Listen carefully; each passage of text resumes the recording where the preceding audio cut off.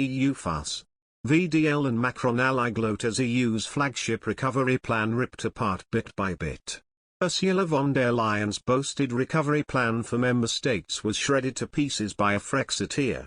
France today received the first €5.1 billion of the EU recovery funds destined for Emmanuel Macron's government to ensure the successful bounce back from COVID for France. EU Commission President Ursula von der Leyen bragged about the first payment on social media, claiming this was the first concrete step towards full economic recovery. She added, with its recovery and resilience plan, France invests in the economy of tomorrow, focusing on the green and digital transitions, on competitiveness and on social and territorial cohesion. French European Affairs Minister, Clement Beaune, also paraded the news. He wrote, "Today, France receives its first installment of the European relaunch, €5.1 billion to support all the actions deployed since autumn 2020. But in a stunning dismantlement of the plan, Generation Frexit's Eric Noyers made the perfect comparison to unravel the botched EU strategy. He tweeted, "Suppose you are in a bit of a difficult situation and the banker comes to offer you a loan of €10,000 so that you can revive. Imagine that to get this loan of €10,000 the first condition is that you pay €20,000 at the bank. Then imagine that this loan implies that you agree by contract that the banker will be the one who will decide how you are going to spend those €10,000, but also in part of the way you are going to live on a daily basis and occupy your days. Let's also imagine that the loan repayment terms are much less advantageous than those you could have obtained, with your profile, in just about any other credit institution. Let us also imagine that you are told that the payment of the loan will only take place more than a year after the start of negotiations and that it will be partial because you will ultimately only receive €1,275 of the €10,000 promised, and only €638 from €20,000 invested. Imagine that the remainder €8,725 will be paid much later and on the sole condition that you continue to give pledges to the banker. Finally, imagine that at each step the banker swags and displays his logo everywhere, shouting that it is thanks to him that you are getting back on your feet.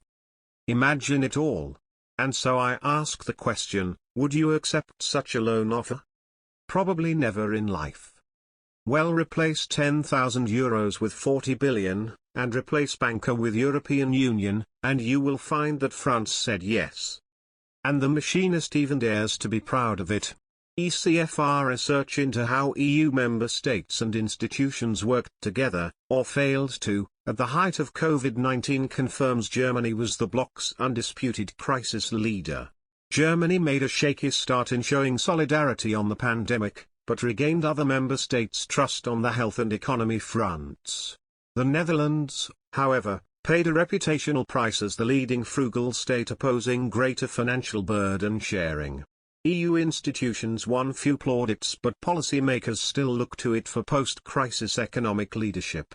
France emerged at the head of a strengthened southern grouping of member states, while the Visegrad platform was invisible during this crisis. It will falter Germany and France to close the north-south divide, building coalitions on major policies. But they should not forget that closing the east-west divide remains an important goal. This strange summer will start late.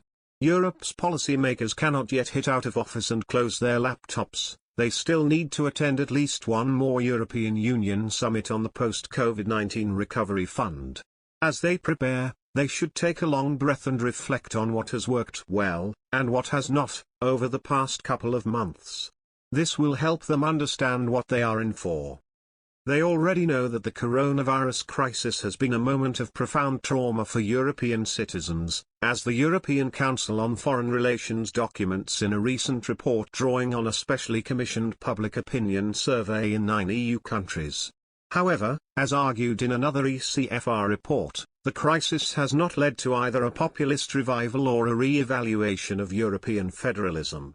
As the pandemic spread, European solidarity was sometimes late in arriving, or turned out to be mere self-interest in disguise. But, usually, European solidarity was a reality, and often strongly so, By early July, ECFR's European Solidarity Tracker had recorded over 400 instances of solidarity between EU member states. Still, are policy professionals satisfied with the role they have played, on either the national or European level,